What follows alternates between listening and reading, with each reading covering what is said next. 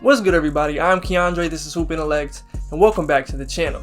Now in today's video we have the final big board of the year, which was super difficult to put together, just given that this is the last one that I'm going to do, and the fact that a lot of these players are interchangeable outside of the top 4. The plan is to put out a final mock draft before the big day on Thursday, so be on the lookout for that. And on Twitter I'll be doing some threads of the players whose videos I didn't get to finish, so follow me on Twitter if you want to see that, and I'll probably post it on the community page. But without further delay, let's go ahead and get into some of those prospects who are right outside the top 60. I like McKinley Wright's game. He's got an outside shot to get picked, but he feels like that underdog type of guy who fights his way into the league when all the measurables say he shouldn't be there. David Duke is still heavily considered. Scotty Lewis is still one of the better overall athletes and defenders. Ja'Cory McLaughlin out of UCSB is a super sleeper. He's got a pro style game that's going to earn him a lot of money in some of the better leagues in the world if things don't pan out in the NBA. Farron Hunt is a ridiculous athlete out of SMU. He's got good versatility as a project type. And Chris Smith out of UCLA, who is another great athlete and made a lot of waves pre-injury. Then you've got your Aaron Wiggins, AJ Lawson, Derek Alston, Raekwon Gray. These are a few wings with various play styles that should at minimum intrigue teams who have two-way deals. And then you can throw guys like EJ Onu, Makur Maker, Dwayne Washington, Anthony Tark, and Amar Sia in the mix as well. Starting it off, we have an international guard whose draft decision was looming, Juhan Bejerin out of France. I sort of assumed he'd decide to jump to the 22 class just given his age and some of the strides he took with Paris this year, but he's in the 21 class as a big raw athletic guard that is a project pick with upside or a potential undrafted steal. At 59 we have Jericho Sims. Sims was a fringe draft prospect at the conclusion of the season, but his alien level combine and clutch pro day pretty much make him a lock to get picked in the second round. There are obvious flaws in the former Longhorns game, but anybody who can conceivably put his head in the rim at about 6'10" is getting picked. He's a solid shot blocker and moves pretty well on the perimeter too. In more regular times, I think Moses Wright gets more draft buzz, but given the strangeness of the last year or so, Wright's ascendance into ACC Player of the Year and All-Defense member sort of flew under the radar. He's got a really high motor as an athletic big, and there's good value there as an undrafted free agent or late second round guy. Delano Banton is another prospect who I just assumed would be playing another season in college before jumping back into the draft conversation. Banton is a 6'9" playmaker out of Nebraska who we talked about quite a bit earlier in the year. I think he's a fringe type of prospect, but a guy I like with that size, vision, and defensive versatility, but he will need to work on his shooting and scoring ability. After becoming a really nice player at Gonzaga, Filip Petrusev opted to go pro. He stretched his game out, adding to the good polish that he has as a rollman and post player, and made some waves playing for Serbia in the qualifiers, and will look to carry that momentum into the draft as a mid to late second round big. Justin Champagnie decided to keep his name in the draft. He's undersized, but I like his ability on the glass, doing dirty work, potentially becoming more accurate from the outside, because he definitely doesn't lack confidence. These prospects certainly have potential, but I'm less confident in their upside or overall abilities than those ranked ahead of them. They're a bit more interchangeable with several of those players in the early 60s. At this point, I think Greg Brown is a project pick. He really struggled to consistently make an impact in any one area during his freshman season at Texas, and it was most of the same during the combine scrimmages. He's a terrific athlete who will wow you with the highlights and has had some moments defensively, but there's still just a lot for him to figure out. He's more of a mid to late second round type of prospect with great upside to me. Daishen Nix is a guy I'd gone back and forth on this entire year, but I'm pretty firm on him being a mid to late second round guy with good upside as a big body playmaker. He had some really encouraging moments in the G League and was a bit miscast on that team, but the shot, overall scoring ability, and his defensive foot speed give me pause in the end. Neemias Queta will likely become the first Portuguese-born player to be drafted. Queta's ability as a rim runner, shot blocker, and rebounder has always stood out, and it continued at the combine. He's one of the better bets of the more traditional bigs in this class. Austin Reeves is one of the premier second-round shot creators. He put up consistent numbers his senior year at Oklahoma, and I'm pretty confident he's a significantly better shooter than the percentages show. His shooting really popped his sophomore season at Wichita State, and I think he'll closer resemble that in the league. We've talked about Sandro Mamukelashvili for a while, and he truly does have a unique skill set at that size. I don't think he has the upside or defensive capabilities to warrant first round attention, but in the second for a team that fits him and likely gives him a bit of time in the G League to develop, I'm a fan. Iowa's Joe Wieskamp is one of the better shooters in this class. He's got measurables and movements akin to sharpshooter Duncan Robinson, and while it's a bit unfair to expect him to be that, he can certainly shoot the ball. I don't think he's really the functional athlete that he measured out as at the combine, but I think he could potentially find a specialist spot in the league. Another marksman, Sam Hauser, is on the short list of best shooters in this class. At 6'8", he's got good size and showed an ability to hit some really difficult shots from the outside, and was particularly impressive in the mid-range. He's not a great athlete and struggles a bit defensively, but I like him, and I think a mid-second round team will as well. I really like Charles Bassey's ability as a strong rim running and shot blocking big in this draft. There's some upside as a shooter as well, but you know what you're getting with him, and anyone in the market for his skill set should heavily consider him anywhere in the second round. I still think if Isaiah Livers had been healthy for the tournament, he ends up more consistently in the low 40s and maybe even 30s on many people's boards. He's a sharpshooter with really good size, just makes the extra pass. He's just a solid wing prospect that I think could have serious staying power in the league. Rokas Jokubaitis has decided to stay in this class and could come to the league next year should a buyout occur, but he's also a heavy draft and stash candidate. A guy with a less speedy Dragic type of game, Jokubaitis could easily find himself a rotational spot in the league whenever he comes over, and could be a big time target for those teams that have multiple second round picks, as he was one of the best young players in the EuroLeague last season. Joel Ayayi didn't have a ton of ball handling responsibilities at Gonzaga. He did pretty much everything else. He rebounds, cuts, moves at a high level, defends, and improved as a shooter, making him a really solid pick in the early to mid second round. I'm a big fan of Jason Preston's game and his story. He's a guy who went from averaging 2 a game in high school to going to prep school and making his own tape and getting an offer from Ohio, fast forwarding and giving Ayo Dosunmu 31, 6, and 8, and then later beating Virginia in the tournament. I'll admit I might be a little biased given how much I can relate to his story, but he really is a great playmaker with size and shooting potential. Some of the things he does you just can't teach, and he's a student of the game, and you know somebody's going to pick him on draft night. A good defender, improved shooter, better playmaker than the stats show. Louisville's David Johnson, sort of a sneaky athlete who had a really nice combine showing. And overall, I think Johnson has a good shot of being a rotational player, just given his versatility and his size. That's the end of tier 6. I think this is where most of the depth of the draft ends, in that 50th range. And once you get down into the mid to low 40s, those are your potential top 40 picks who have very good shots at being rotational players in the league, though they might not have the highest upside. There's a good case for some of the specialists or bigs to be ranked higher, but you know, this is just where they ended up. Day'Ron Sharpe seems to be regaining first round buzz in some circles. He's a big body and he's going to rebound, that's for sure. I'm not confident about the rest of his game and that's why he's here, but if we're talking bigs, he's towards the top for me. Vrenz Blyenberg is in that first tier of second round guys. He's got great guard skills at 6'10", moves way too fluidly at that size, and I think you have to like his potential. There will be a learning curve for him defensively given his frame and the pace of the NBA game, and he's got to be more consistent from deep, but the skill set is there, and there's no shortage of people on draft Twitter who adore his game. You want defensive versatility? Herb Jones is your guy. He's 6'7" with a 7-foot wingspan and pretty much guarded everyone while in college. The shooting and finishing are huge swing factors for him.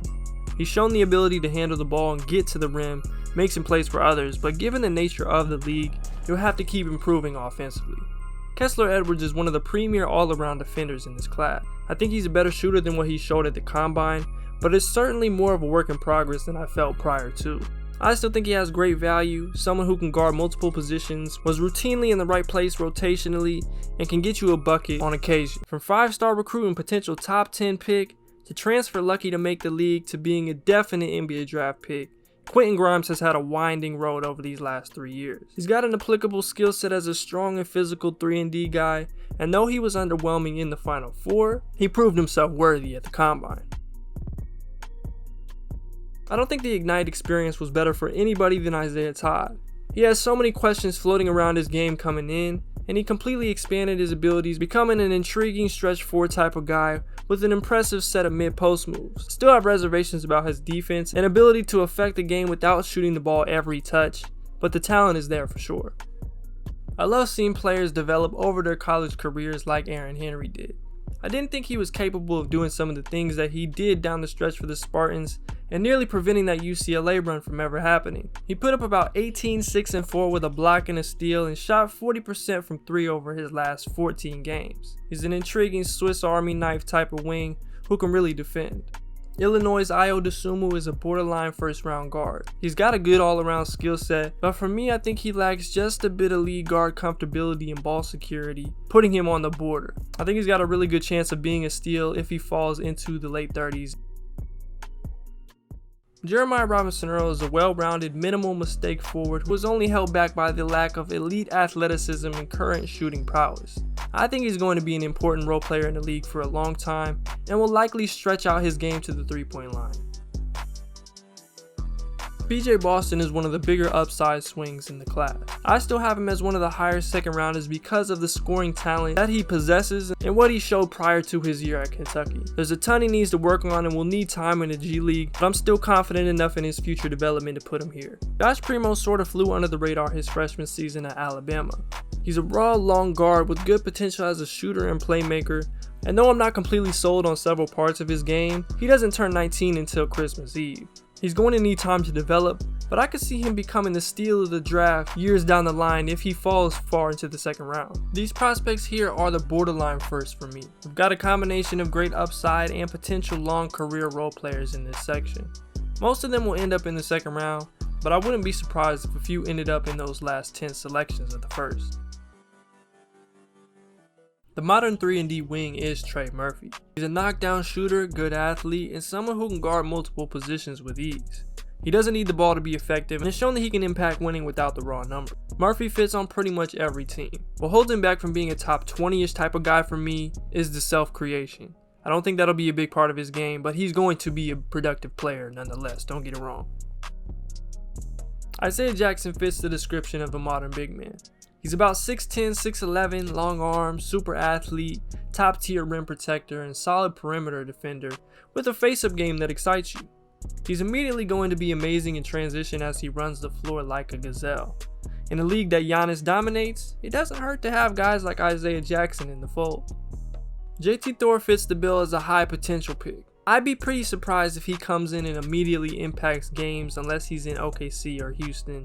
But at 18, Thor's combination of size, athleticism, and skill set on both ends makes him an easy top 30 guy. He's kind of hard to rank because I think at his best he's a definite lottery talent, but that's still kind of a big bet at this point of his development. Deuce McBride is firmly in the 20 to 30 range for me. I think he's a solid bet as a high energy defense first combo guard with an impressive pull-up game and improving outside touch. I've been all over the place ranking Cam Thomas all year, but I've kind of decided that his scoring skill set might just be too difficult to pass up or rank much lower than this. Is he a bit of a one-trick pony at the moment? Absolutely. But I think making the rest of his game serviceable around a supreme scoring ability is a bit more conceivable than what you'd have to ask from some of those that are a bit more well-rounded than he is. If Bones Highland isn't the best shooter in the class, that's cool because he doesn't think he is. He knows it, and has the film and stats to back it up. Bones is a firm first rounder for me, even though there is a good chance he goes in the second. I love his skill set and the tenacity that he approaches the game with.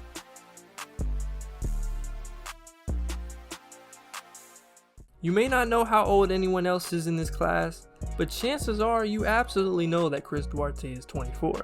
Him being in this area is a big testament to how I feel about his game. I will say lottery feels like a bit much if it's a developmental sort of team, but he's a talented wing who can shoot it, make plays for others, and defend a couple positions, and likely an instant contributor. But who knows what will happen? Look at Cam Johnson. Corey Kispert is going to help a team next year. You know what he brings. He can shoot it with the best of them, especially off movement and from range, and has the size and enough athletically to hold his own defensively. In a different way, he's tough to rank because of the limited quote-unquote upside, but honestly I'd be pretty surprised if he doesn't pan out in the league. Josh Christopher has one of the better scoring skill sets in the class and more of an all-around game than he's given credit for, especially defensively. It was a weird year at Arizona State and kind of threw things off for him, but I still think he's a top 20-ish type of guy. Now we've talked about hardest players to rank enough already, but there is none tougher than Alperen Sengun. He's a really talented inside scorer with advanced playmaking abilities at his age, who was just named MVP of his league. All of what I mentioned combined with the legit potential to stretch his game out put him in this position. Now, I think he's going to struggle defensively, especially on the perimeter, and it's super tough to be good enough to fill that Sabonis, Jokic, Vucevic role in the modern NBA. I just have my reservations. There's a language barrier that could make things pretty rough early on, but keeping it on the court, I'm just a bit more cautious in taking Sengun than others. At his best, he's probably a borderline, low number type of all-star, but the median or most likely outcome for him is just sort of blurry. I love what Jaden Springer can do defensively, and he has the best measurables and most versatility out of the others who project well on that end, which is a huge plus. I think he's a solid passer and a projectively solid shooter to be a contributor, but unless Tennessee was unbelievably restricting his game or the ankle forced him into having that raw offensive game, I don't quite see the high lottery upside for a player at the guard spot. In my mind, there is clear separation in the caliber of player in this section than the previous one. The top 30 was fairly easy to finalize, it's just the order was a super tough task. More than anything, pay attention to the tier that these guys are in, especially moving forward. I can make great arguments for every single one of these players to be the highest ranked in this section, or even jump up to the next tier in those last couple spots. Jared Butler has been cleared, and we'll assume that everything will be squared away going forward. He's one of the most complete guards in the class, and despite just finishing his junior year of college, he's still only 20. He can shoot, he defends, he creates his own shot, makes plays for others, and seems like a guy who could immediately step into a rotational guard role. I understand why some people are skeptical of Davion Mitchell, but he can hoop or play basketball, whichever one you prefer. I think anybody going in the top 5 or 7 of the draft should have some level of borderline all-star potential. He's got impressive quickness and creation abilities, the defense pops even at that size. The shooting is questionable, but I think he put in the hours to do what he did last year, and overall this just feels like a more realistic position for him. Keon Johnson's stock has taken a bit of a turn for me, but I still like him. He's a tremendous athlete who's a bit undersized for what I think he does best or what fits him most in sort of a Oubre type of mold, but I know a team bets on his potential in the top 20. The defense, possible pull-up upside, and slashing ability is there. I think he's a bit of a risk, especially in the top 10, but in the right situation, he's a high-impact 2 guard. The most likely to make an all-defensive team in this class? My vote goes to Usman Garuba. He's on the Spanish national team and actually managed to hold his own defensively against some of the world's best on Team USA. The offense is a work in progress, no doubt about it, and he's got a pretty wide draft range because of it. However, I know he's going to impact winning in some capacity. I'm still in on Zaire Williams. He has an intriguing perimeter game at a legit 6'10", and his defensive and playmaking capabilities are a bit underrated. I'm also positive he'll shoot it better in the league. He's got a smaller frame that he'll need to improve, but he's an NBA player with great overall upside. He's absolutely still a gamble, but his talent is one I'd be willing to, especially once you get into the late teens and absolutely in the 20s. Franz Wagner isn't somebody who's going to go out there and consistently get you 25. He's not going to run your entire offense or step on the court as a super athlete, but he's a connector type of prospect that helps you win games. Wagner's a great defensive talent who can guard multiple positions and navigate screens remarkably well at his size. Offensively, I think he'll be a guy who can knock down spot-ups, attack closeouts, and possibly be a secondary playmaker. Every team could use a Franz. Trey Mann is high on my list of favorites. He's a tremendous shot creator with deep range and a good combination of size and athleticism. He's most often projected to go in the 20s, and it really makes sense to go in a different direction for a lot of those teams, but he's a top 15 type of talent for me. It's not all the way there yet, but he's one of the few guys I think can actually become a lead ball handler for a team. I like the talent here. Again, it's extremely difficult to differentiate between some of these unique profiles, but this is where we ended up. I'm pretty firm on Kai Jones being a lottery pick. The motor and elite athleticism are going to be his calling card early on in his career, but with patience and in the right situation, I think Kai can expand his game into this sort of Siakam, Jaren Jackson, Christian Woodish type of modern big. Maybe you don't think he has as high of upside as I do, but it's hard not to like what he brings to the floor.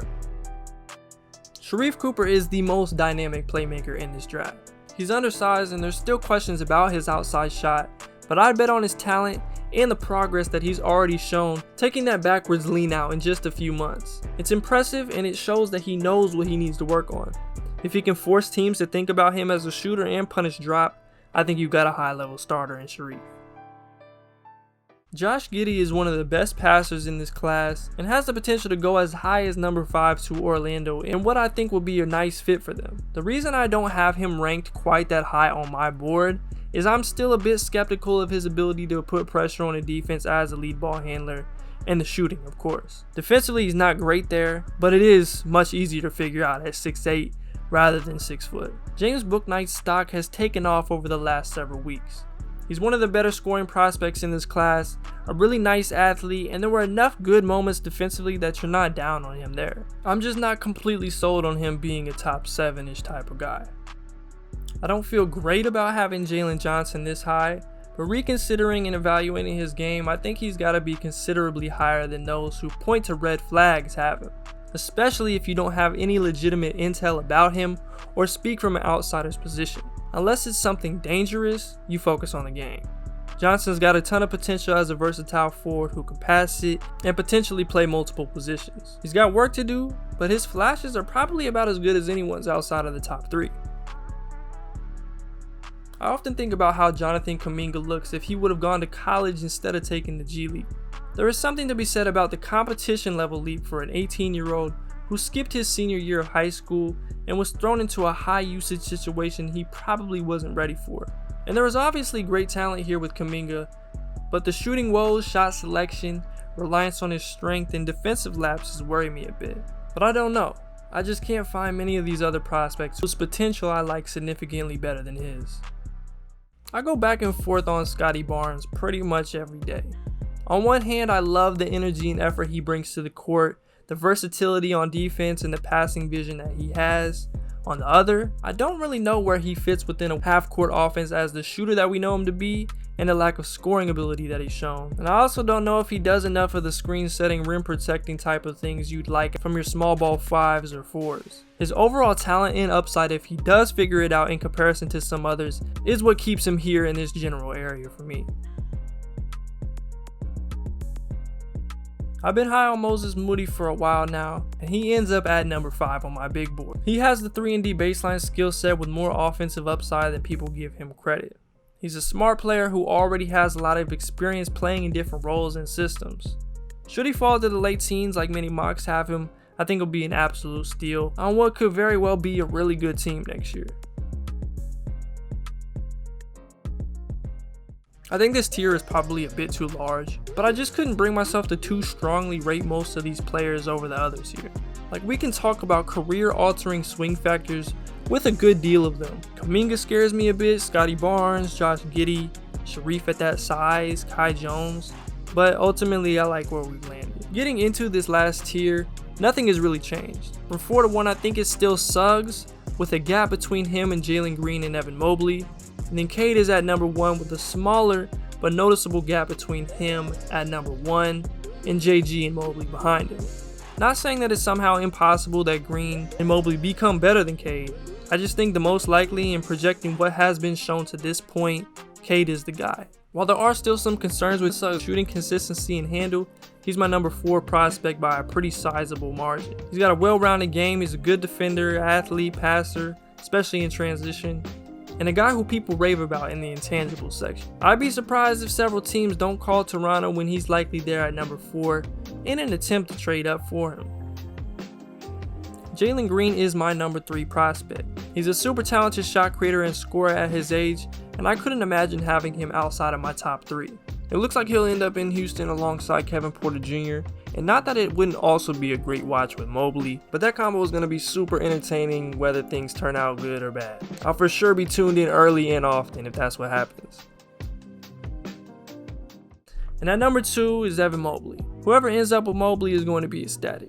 If somehow he falls to 4 or further, that'll be highway robbery. He's got amazing movement skills at 7 foot, untapped potential offensively, and I can't wait until he gets fully unlocked in the league, bringing the ball up the floor, becoming a more consistent shooter, along with what he already does really well. And finally, Cade Cunningham has been my number 1 player for the entire year. I don't know, there just isn't much left to say about him. Like, he's almost boring for me to talk about at this point. Detroit should be making the right decision Thursday and picking up who I think is the best player in the draft and getting their franchise a step closer to the top of the mountain in a league run by do-it-all wings, and he's only going to get better. Take a look back at this full recap.